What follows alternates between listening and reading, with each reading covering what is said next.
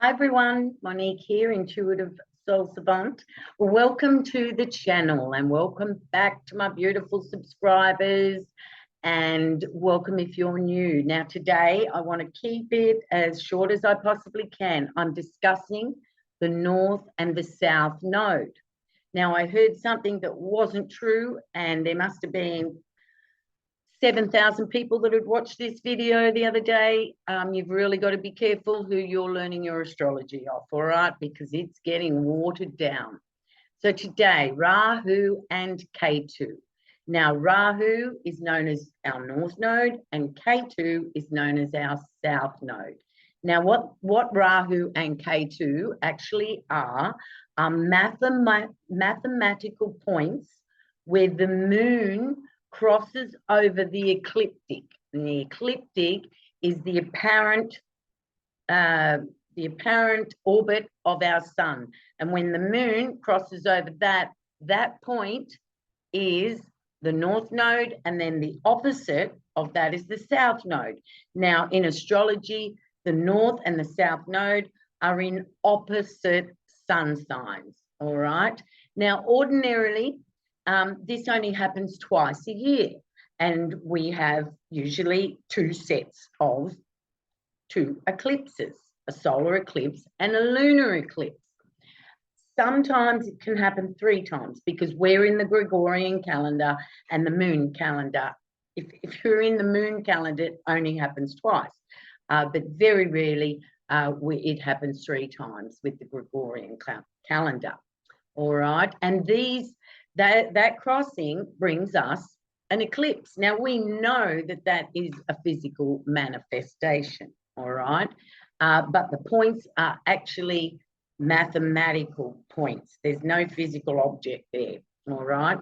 Now, in Vedic astrology, they call Rahu, North Node, Ketu, South Node, the shadow planets. Now, we know that shadow means the unconscious, what we are not aware of. So it's very good to know about the North Node and the South Node in your chart. These nodes, they denote the soul's path for now and the past. And I don't like to use the word past because everything's quantum. Okay, but we won't go into that. So those nodes are our soul's path for what we're doing in this life and what we've experienced and brought with us in life, better said. So the North Node is our advised destiny. And the South Node is past incarnations, what's comfortable to us, what are skills that we've already got on board, also what's familiar to us and safe. You know, we will jump back into the South Node energy to feel safety because we know what that energy is all about. It's the North Node that we've never experienced that energy before as a soul, and that's what we're heading to. All right, now the axis tells us what we absolutely must do in this life to release ourselves from the matrix, worldly desires, all right, moksha, okay? So by following astrology and knowing this, you have got more knowledge on board than most, okay? Now, the Vedas, that's a religious text, and Puranic is verbal myths and religious legends. And I'm going to read you just short the Puranic legend of Rahu and Ketu. And Puranic means passed down verbally, you know, through the lineage, where there's the Vedas, you know, they're written scriptures, all right? So the story is told in the ancient Puranic texts of the time before creation. After a long and horrible war, the gods and demons cooperated to churn the galactic material called the Milk Ocean, perhaps Milky Way. This activity created Amrita, a nectar of immortality needed for the gods alone. Right? So for immortality, this nectar, Amrita, right, was just for the gods in the legends. One of the demons, however, sitting between the sun and the moon, managed to take a sip. Lord Vishnu, the sustainer of the universe, quickly decapitated him, the demon. So Rahu is the head of the serpent demon without a body, and Ketu is the tail without a head. As they were now immortal, Lord Vishnu needed to find a spot for them. So he placed them in two specific points in the sky.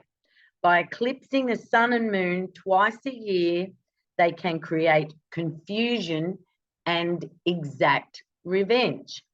So this is where I was a little disappointed, is that when we analyze these nodes in our charts, okay, it's not the same as analyzing the transiting nodes, okay? So in our charts, they're very specific. But with the transiting nodes, okay, so at the moment we've got the North Node in Aries, South Node in Libra. This is for the collective, right? So the advice would be for the collective to be focusing on self, Aries, and the pioneering, initiating energy of Aries. And while doing that, if there's any of our relationships, Libra, that are stopping us in some way, halting us, then we need to let that go. Now, that's for the collective. If we're analyzing it in your natal chart, the way that we would look at it is the South Node is your past incarnations, what you're good at, what you have mastered, right? And the North Node is what you've never experienced before, what makes you nervous to approach or to do, okay? But they need to be balanced. It's not like get rid of the South Node and head towards your North Node. The two must be balanced. As an example, my North Node is in Gemini, South Node is in Sagittarius. The houses of your personal chart come into the analyzation of this and are very important. So my North Node in Gemini is in the 10th house, world stage. It would be very different if it was in the other houses. South Node is in the 4th house. My past, my family, those roots. Yes, I've had to release them this life. However, what I haven't released is that Sagittarian higher knowledge, go into the cave and meditate. I'm balancing those South Node Sagittarian skills with my North Node Gemini, communicating that higher knowledge that I brought in with me, the meditational experience of many, many lives, and I'm bringing it now to the marketplace, the village, Gemini, to teach in Gemini's modern term, our community, our local area, whereas Sag is that international scope. Okay, so there's none of this, get rid of that, go for the North Node. They must be balanced. I'm bringing my South Node, knowledge and experience from the Sagittarian consciousness, I like to call it, incarnations, and bringing it through to the Gemini. Now, you guys all know, because, well, not all of you, but if you go back to my earlier videos when I had the Pluto conjuncting my sun, it was very difficult for me to do the teaching, the North Node Gemini. However, with Pluto's help, I am pushing through.